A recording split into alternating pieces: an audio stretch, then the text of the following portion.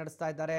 ಈ ನಡುವೆ ಸಿಎಂ ಸಿದ್ದರಾಮಯ್ಯ ಕೂಡ ಖಡಕ್ ಕ್ರಮ ತೆಗೆದುಕೊಳ್ಳುವಂತೆ ಎಚ್ಚರಿಕೆಯನ್ನು ನೀಡ್ತಾ ಇದ್ದಾರೆ. ಹುಬ್ಬಳ್ಳಿ ಕಾರ್ಪೊರೇಟರ್ ಮಗಳ ಹತ್ಯೆ ಮರ್ಡರ್ಗೆ ಸಂಬಂಧಪಟ್ಟಂತೆ ಹಿರಿಯ ಅಧಿಕಾರಿಗಳ ಜೊತೆ ಸಿಎಂ ತುರ್ತು ಸಭೆಯನ್ನ ನಡೆಸ್ತಾ ಇರುವಂಥದ್ದು. ಹಿರಿಯ ಅಧಿಕಾರಿಗಳ ಜೊತೆ ಸಿಎಂ ಸಿದ್ದರಾಮಯ್ಯನವರು ತುರ್ತು ಸಭೆಯನ್ನ ನಡೆಸ್ತಾ ಇದ್ದಾರೆ. ಕರ್ನಾಟಕದ ಕಾನೂನು ಸುವ್ಯವಸ್ಥೆ ಚೆನ್ನಾಗಿದೆ, ಯಾವುದೇ ಅಹಿತಕರ ಘಟನೆಗಳು ನಡೆದರೂ ನಾವು ತಕ್ಷಣಕ್ಕೆ ಆ ಬಗ್ಗೆ ಕ್ರಮ ತೆಗೆದುಕೊಳ್ತೀವಿ. ವೈಯಕ್ತಿಕ ಕಾರಣಕ್ಕೆ ನೇಹ ಹತ್ಯೆಯಾಗಿದೆ, ಕಾನೂನು ಸುವ್ಯವಸ್ಥೆಯ ಬಗ್ಗೆ ಸಂಶಯ ಪಡಬೇಕಾಗಿಲ್ಲ. ಕಾನೂನು ಸುವ್ಯವಸ್ಥೆ ಕಾಪಾಡುವುದು ಸರ್ಕಾರದ ಕೆಲಸ.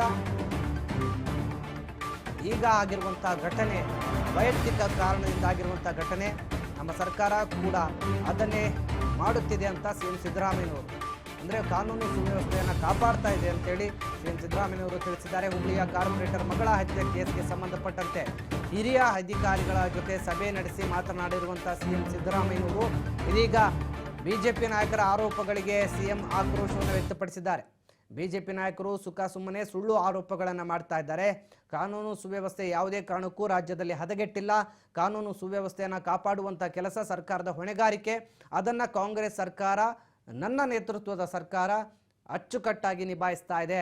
ಯಾವುದೇ ಕಾರಣಕ್ಕೂ ರಾಜ್ಯದಲ್ಲಿ ಯಾವುದೇ ಅಹಿತಕರ ಘಟನೆಗಳು ನಡೆಯದಂತೆ ನಮ್ಮ ಸರ್ಕಾರ ಇಲ್ಲಿವರೆಗೂ ಕೂಡ ಅಚ್ಚುಕಟ್ಟಾಗಿ ಕಾರ್ಯನಿರ್ವಹಿಸಿದೆ.